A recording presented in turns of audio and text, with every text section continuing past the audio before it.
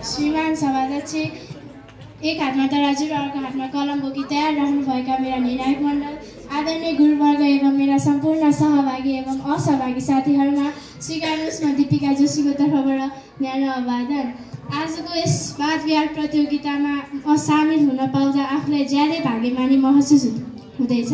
आजको यस वाद विवाद प्रतियोगितामा रहेको शीर्षक सहरी जीवनभन्दा गाउँले जीवन बेस भन्ने भनाइमा म विपक्षीय अर्थात् सहरी जीवन नै बेस हो भन्ने भनाइ तयार पारी ल्याएकी छु।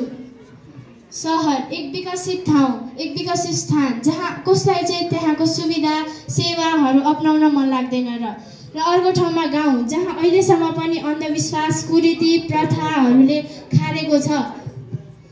गाउँमा न त सेवाको सुविधा छ, न त यातायात, न त शिक्षा, तर हामीले सहरमा त्यस्ता सेवाहरू वरिपरि नै देखिरहेका हुन्छौँ। यहाँ उपस्थित तपाईहरू पनि धेरैजना गाउँबाट आउनुभएका होला। किन आउनुभएको हो र? तपाईहरूले राम्रो शिक्षा प्राप्त गर्नको लागि होइन, राम्रो यातायातको सुविधा प्राप्त गर्नको लागि होइन र मेरा पूर्वयुक्त मित्रले भन्नुभएको थियो कि रोगी अस्वास्थ्य खाना खानाले मात्र हुन्छ, तर निरोगी त अस्वास्थ्य पानी पिउनाले पनि त हुने गर्दछ नि। अस्वास्थ्य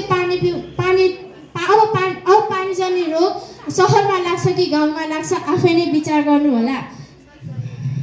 गाउँमा कोही विद्यार्थीहरू गाउँमा विद्यालय जान एक घन्टा लाएर बल्ल बल्ल आधी बाटो पुग्छ भने सहरमा त्यस्तो हुँदैन। सहरमा घरको ढोका खोलिसकेपछि नि स्कुल बस आउँछ र लिएर जाने गर्दछ। मलाई जिन्दगी र सहरको परिभाषा एउटै हो जस्तो लाग्छ, किनभने जिन्दगीमा मानिसहरूले सुख नै सुख र शान्ति नै शान्ति चाहन्छन् भने सहरमा पनि त्यस्तै शान्ति र सुख हुने गर्दछ।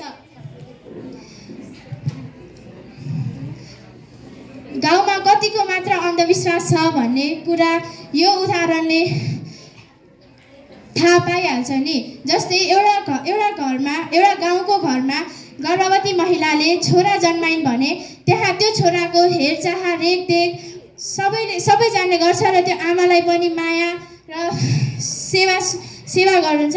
तर त्यही गर्भवती महिलाले छोरी जन्माइन् भने त्यो छोरीलाई हेला अपमान र त्यो आमालाई पनि धेरै अपमान गर्दै गरिन्छ।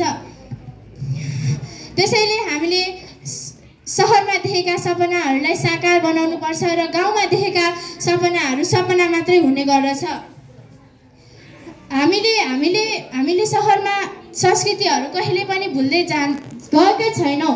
हामी अहिलेकै उदाहरण दिउँ न, अहिले पनि हामी सहरमा त्यस्ता चाडपर्वहरू मनाइरहेका हुन्छौँ।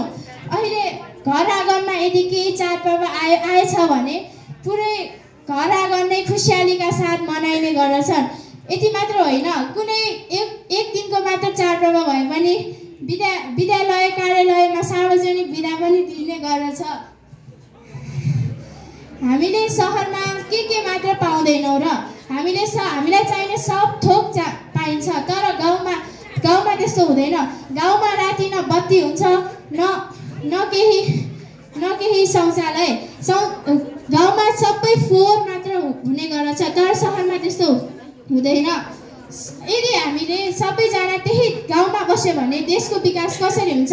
नेपालीहरूलाई आधुनिकीकरणको बारेमा अत्तो पत्तो हुँदैन। गाउँको अहिलेसम्म पनि गाउँमा त्यस्ता कुरीतिहरू अहिलेसम्म पनि छ।